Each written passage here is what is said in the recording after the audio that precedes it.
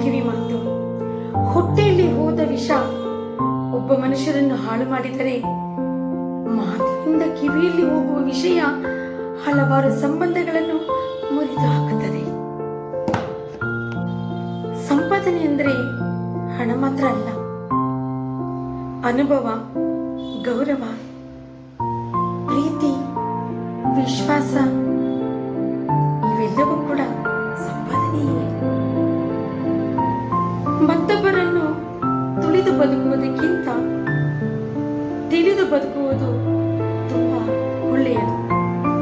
ಏಕೆಂದರೆ ತುಳಿದು ಬದುಕುವವರು ಬಹುಬೇಗ ಅಳಿಯುತ್ತಾರೆ, ಆದರೆ ತಿಳಿದು ಬದುಕುವವರು ಅಳಿದ ಮೇಲೂ